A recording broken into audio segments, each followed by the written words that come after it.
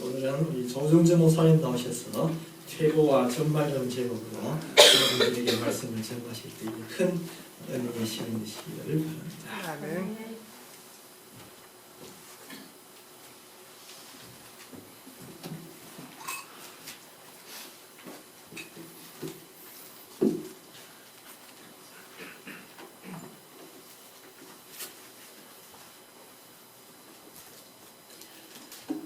오늘 새해 첫 주일입니다. 첫 주일에 하나님의 은혜와 축복이 여러분들 가정에 풍성하시기를 우리 주님의 이름으로 축원합니다. 아멘. 오늘 우리 성가대원들이 부르는 찬송 또 그리고 그 음성을 들으니까 아주 마음이 흐뭇합니다. 우리 성가대원들 오늘 특별히 찬찬히 내가 훑어보니까 전부 미인들이더라고요. 아멘.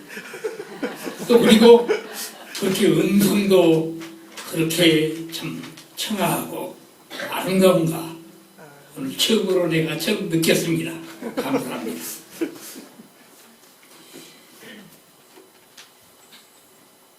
우리 성가대원들이 부르는 그 찬송에 못지않게 또 우리 성도들도 찬송가를 잘 부르더라고요. 우리 찬송가 470장 내 평생에 가는 길 순탄하여 늘 잔잔한 강 같던지 큰 풍파로 무섭고 어렵던지 나의 영혼은 늘 평안해.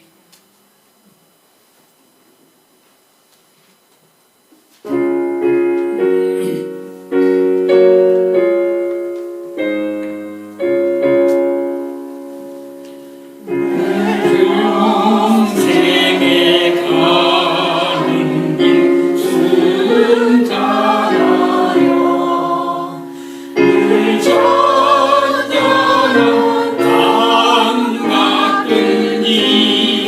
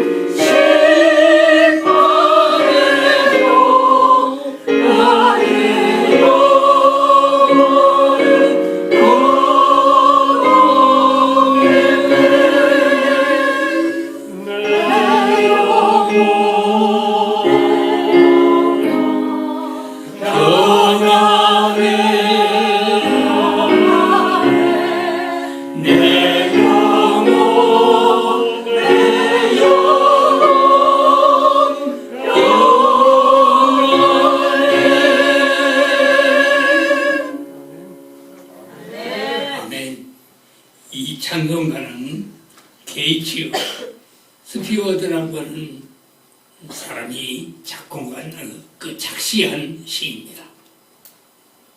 이 사람은 유명한 변호사요. 뿐만 아니라 부유한 부자였습니다. 더 나아가서는 아주 신앙이 독실한 그런 신학교 이사이기도 했습니다. 또 변호사요, 교수요, 부허인 이 사람이 어떻게 살았다고 생각을 해요? 편안하게 살았을까요? 아무런 풍파도 없이 한평생을 살았겠는가? 우리 찬송가 내용을 보면 그렇지 않았다 하는 것을 곧 느끼게 됩니다.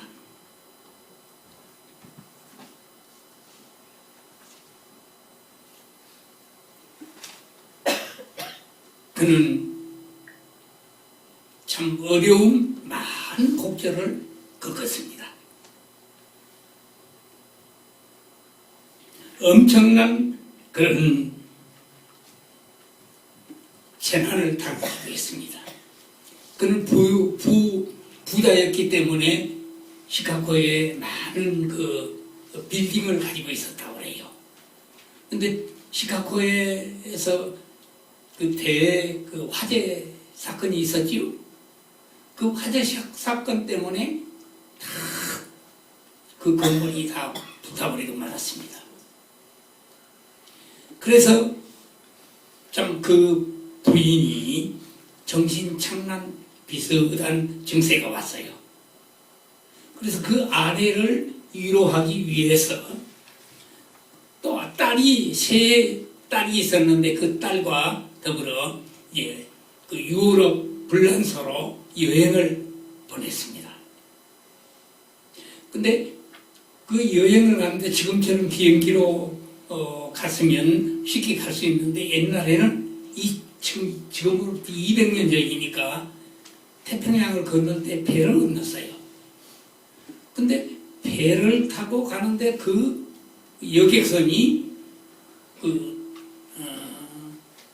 철갑 부산과 부딪혔어요. 부딪혀가지고 배가 침몰하게 됐습니다. 그래서 세 딸이 물에 빠져 죽었습니다. 근데 그 부인은 다행히 이제 구명보트에 구조가 돼가지고 이제 살아났어요. 그런데 이분이 이제 아내를 위로하기 위해서 배를 타고 또 불란서 파리로 갑니다. 가는데 그 선장이 이분이 워낙 유명한 분이니까 자기 선장실로 불렀습니다. 불러서 차나 같이 나누자. 또 위로해 줄 겸 불렀습니다. 불러가지고 서로 차를 나누면서 이야기를 하다가 지금 여기 배가 가고 있는데 머지않은 곳에서 배가 침몰된 그 장소가 나올 것입니다. 그러니까 이분이 두 딸이 침몰되어서 바닷속에 빠진 것을 생각하면서 아주 비통에 잠겨 있었습니다. 그때 시간이 저녁 한 2시, 3시쯤 된 시간이었습니다. 근데 그가 아주 깊은 고뇌에 빠져 있을 때에 하늘에서부터 그 위로가 옵니다. 위로가 오는데 너는 편안하느냐? 편안하느냐? 편안할 수 없지요. 지금 두 딸이 물속에 수장된 그 지점을 지나가고 있고 또 그리고 자기 아내는 거의 좀 정신 장난에 가까운 그런 어려움을 겪고 있는 그 현장을 지금 가고 있는 그 마음이 편안하기가 어렵습니다. 그런데 그래도 하나님의 위로가 그 마음속에 충만을 임했습니다. 그래서 그가 그 하늘로부터 오는 위로를 시로 적었습니다. 그 시가 바로 본문 우리가 불렀던 찬송가입니다. 그리고 그 찬송가를 보리스라고 하는 그런 당대의 유명한 작곡가가 작곡을 해가지고 지금 부르는 겁니다. 그래가지고 우리는 이 찬송가를 부르면서 우리 앞길에, 우리 인생길에 꼭 편안한 안간만이 있지 않다 하는 것을 느끼게 됩니다. 여러분들도 지금까지 살아오는 동안에 어려움이 없지 않아 있었을 겁니다. 아무리 잘 나가는 사람도, 아무리 성공했던 사람도 사실은 그 뒤한 길을 살펴본다 그러면 어려움이 있어요. 참 눈물로 그 밤을 새우던 그런 때도 있고, 허기진 배를 안고 슬픔의 잠기에 있었던 그런 때도 있고, 때로는 질병으로 고통당하는 때도 있고 그럽니다.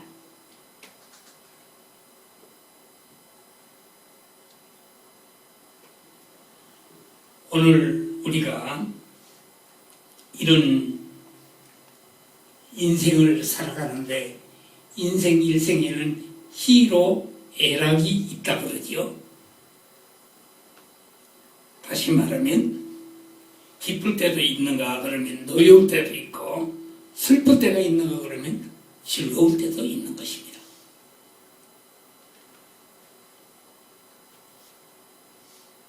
이런 인생을 우리가 살아가면서 우리가 지난 1년을 보냈고 또 앞으로 2013년도 또 1년을 우리가 살아가야 합니다. 지난 한 해 동안 우리는 경제적으로 세계 경제뿐만 아니라 미국 경제뿐만 아니라 세계 경제가 어려우니까 경제적으로 어려움을 당하기도 했을 것입니다. 또 질병으로 고생을 하기도 했을 것입니다. 그런가 하면 꼭 그렇게 고통스러운 그런 시간들만 우리에게 있었던 것이 아니라 즐거울 때도 있었을 겁니다. 기쁠 때도 있었을 겁니다. 신날 때도 있었을 겁니다. 그러나 그런 것들은 다 지나갔습니다. 또 그리고 앞으로 1년이 우리 앞에 다가옵니다. 앞으로 1년이 다가오는데 우리 앞에 어떤 일이 닥칠지 모릅니다. 사도 바울은 그 한평생을 쫙 살아오고 이제는 인생의 막바지에 이르게 됐어요. 다시 말하면 얼마 있지 아니하면 죽을 때가 이르는 겁니다. 죽을 때가 이르러서 과거를 한번 회상해 봅니다. 이 주보에 보니까 그 퇴보와 전망이라고 그렇게 잘못 되어 있는데 회고와 전망이라고 여러분들이 한번 고쳐주시길 바랍니다. 주보가 또 밖으로 나가면 뭐 이런 제목이 있나 그럴 수도 있거든요. 회고와 전망. 사도 바울은 한평생을 살면서 자기가 지금까지 살아온 그런 과거를 한번 회고를 해봤습니다. 그리고 앞으로는 전망을 해봅니다. 나는 앞으로 이제 내가 한평생을 살고 하나님 나라에 갈 터인데 하나님의 나라에 가서 나의 생애는 나의 마지막 생애는 어떻게 될 것인가 하는 것을 한번 전망을 해본 것입니다. 그래서 사도 바울은 어떤 의미로 유언적인 그런 마지막을 남기는 내용이 바로 본문의 말씀입니다. 성경에 보면 우리는 이스라엘의 조상이라고 일컬어지는 야곱이 있습니다. 야곱의 12아들이 이스라엘의 12지파니에요. 그러니까 어떤 의미로 야곱은 이스라엘의 조상이에요. 야곱을 통해서 12아들이 나오고 그 12아들을 통해서 12지파가 생기고 그래서 이스라엘이라고 하는 나라가 성립되어 가지고 오늘날까지 이르게 된 것입니다. 그런데 그 야곱은 죽기 직전에 그 12아들들에게 유언을 합니다. 그 내용이 창세기 49장 1절로 27절에 나타나 있는 말씀입니다. 그런가 하면 출애굽의 위대한 지도자 모세가 있지요. 모세도 12지파에게 축복 형식의 유언을 남겼는데 신명기 33장 1절로 29절에 그 내용이 기록되어 있습니다. 다윗도 사무엘하 23장 1절로 7절에 마지막 유언을 남깁니다. 사도 바울도 바로 죽음 직전에 유언과 같은 그런 말씀을 남기는데 바로 본문의 내용입니다. 전제와 같이 내가 벌써 부어지고 나의 떠날 시간이 되었도다. 나는 선한 싸움을 싸우고 나의 달려갈 길을 마치고 믿음을 지켰으니 이제 후로는 나를 위하여 의의 멸류관이 예비되었으므로 주 곧 의로우신 재판장이 그날에 내게 주실 것이며 내게만이 아니라 주의 나타나심을 사모하는 모든 자에게도 이 멸류관을 씌워줄 것이다. 그렇게 이야기를 했습니다. 그래서 오늘 저는 본문을 중심으로 해서 해고와 전망이라고 하는 제목으로 같이 은혜를 나누고자 합니다.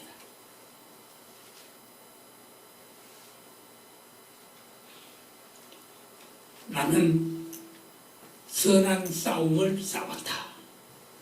그렇게 사도 바울은 자기 일생을 살아온 과거를 회고하면서 그런 그 부끄러움이 없는 이야기를 우리에게 남길 수 있었던 것입니다. 그러면 선한 싸움이라고 하는 말은 무슨 말일까요? 생존 경쟁을 위해서 피물 나는 싸움을 싸웠다는 말일까요?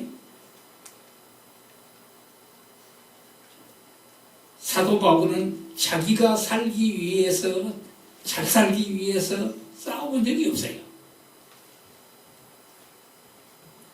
곧 복음 전파를 위해서 그는 피물 나는 그런 고통을 당하면서 싸워왔습니다.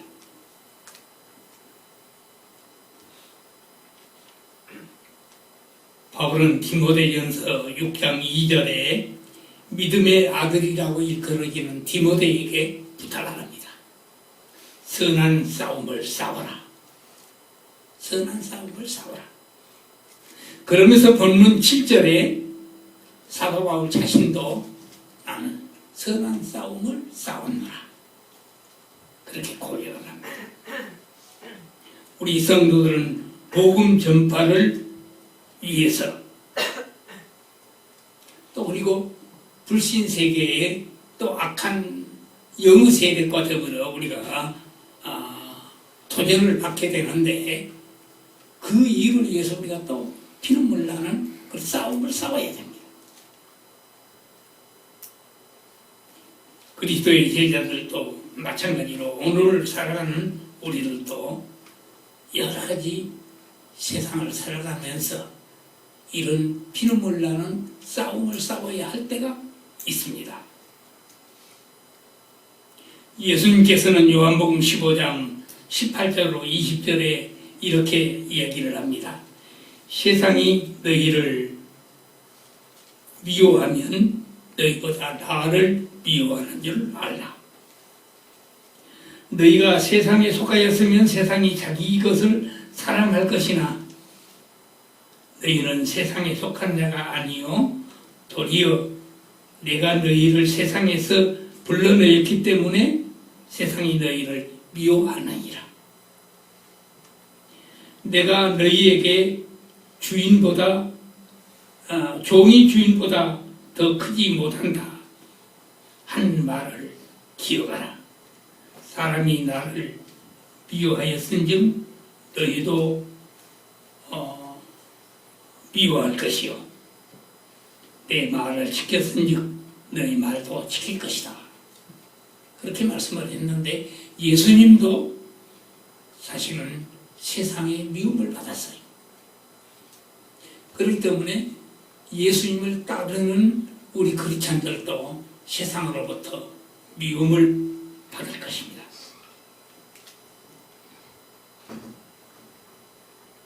그래서 요한복음 16장 33절에 이것을 너희에게 이르는 것은 너희 안에 평안을 누리게 하려 함이라.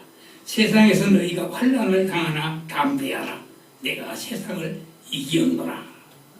그렇게 말씀을 했는데 이 싸움은 사탄과의 싸움이요. 또 우리 마음속에 들어있는 정욕과의 싸움이요. 또 마음에서 일어나는 그런 죄악된 생각과 정욕과 교만과 욕심과 자랑 등 내적인 싸움인 것입니다.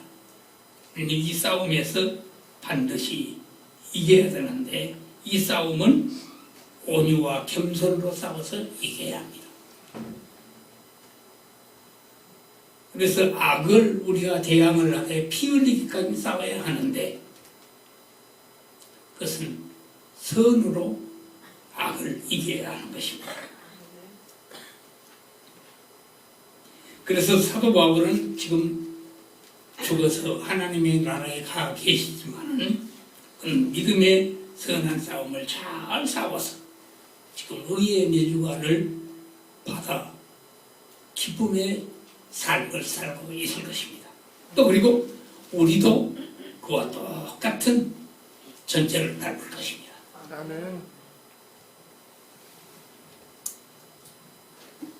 이스라엘 백성들은 믿음의 선한 싸움을 싸워서 승리를 했는데 우리가 잘 아는 대로 이 난공불락의 요소라고 하는 여리고성을 함락시켰습니다. 그리고 승리를 했습니다. 다니엘과 그 세 친구도 불의와 싸워서 멸관을 받았습니다. 이 시대를 살아가는 우리들도 그런 선한 싸움을 싸워야 할 그런 때가 옵니다. 그래서 우리는 반드시 선한 싸움을 싸워서 승리하는 여러분들이 되시기를 우리 주님의 이름으로 축원합니다. 두 번째로, 첫 번째는 선한 싸움을 싸웠다. 두 번째는 나의 달려갈 길을 마쳤다 라고 회원을 했습니다.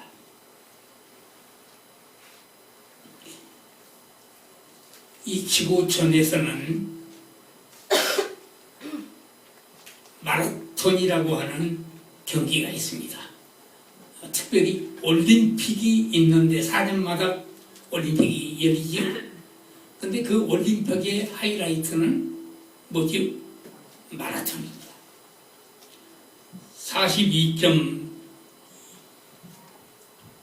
42.195km의 풀코스를 달리는데 거기에 출전을 했던 사람들은 처음부터 끝까지 꼬린 지점까지 달려야 합니다.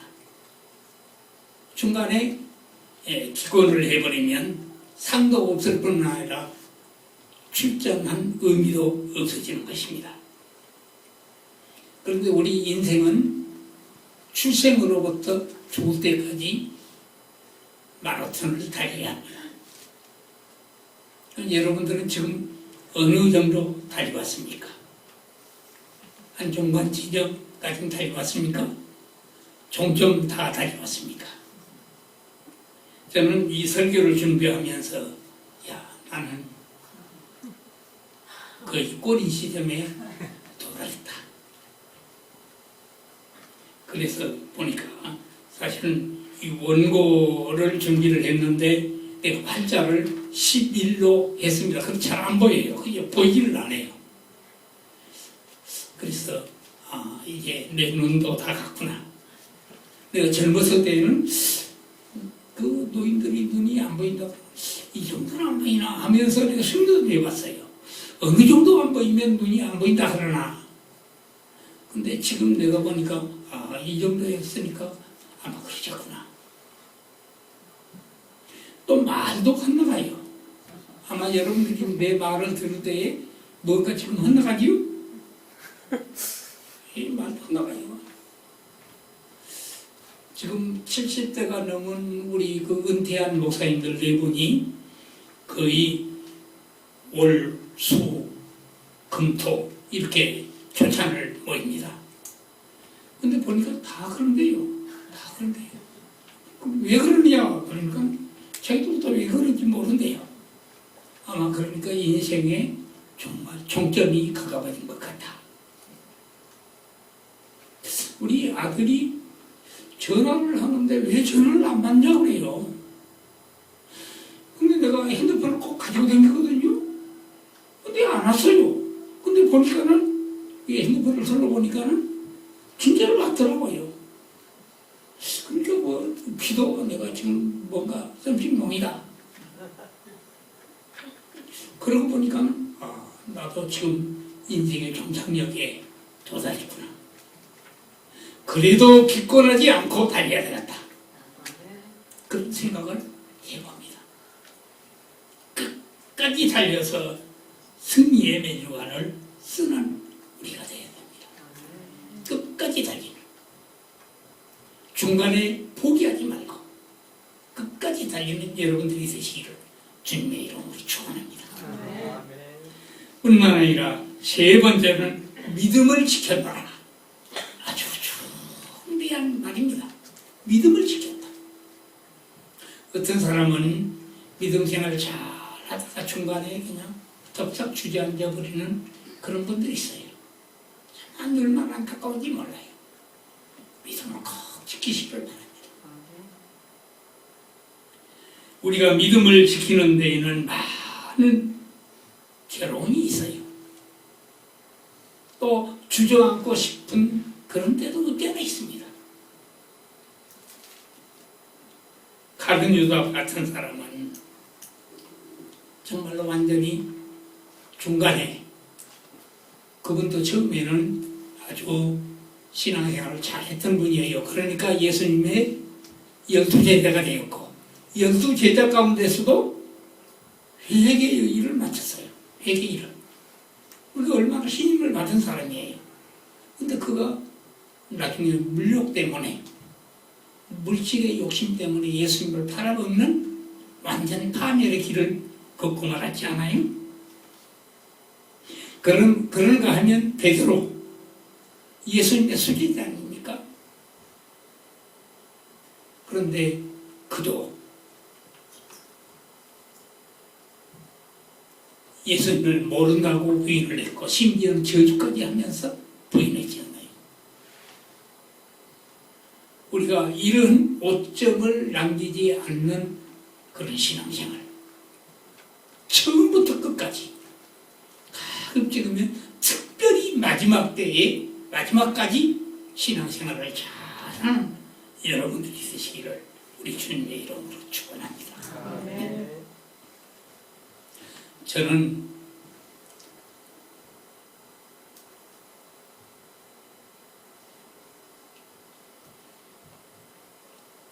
우리 형제가 5남매입니다. 5남매 가운데서 우리 누님이 세상을 떠났고 그 다음에 제 차례예요. 근데 이제 출생하는 것은 순서를 따라서 출생을 하지만은 가는 것은 별로 그렇게 순서를 못 지키더라고요. 근데 우리 셋째 동생이 지금 은퇴를 작년 연말로 은퇴를 했습니다. 근데 전화가 왔는데 건강이 안 좋대요. 건강이 안 좋아가지고 대수술에 들어가야 될 것 같아. 그런 전화를 받았어요. 그러면서 다음에 갈 순서가 난데 네가 먼저 가면 안 된다. 그래서 봄이 되면 내가 한번 한국에 나가봐야 되지 않느냐 하는 그런 생각을 해봅니다.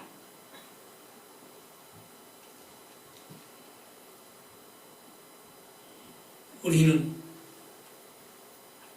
신앙생활을 믿음을 끝까지 지켰다고 하는 사도 바울의 고백처럼 그런 마지막 그런 유언과 같은 그런 말을 남기고 우리 후손들에게 그런 말을 남기고 떠나야 되지 않느냐 하는 그런 생각을 해봅니다.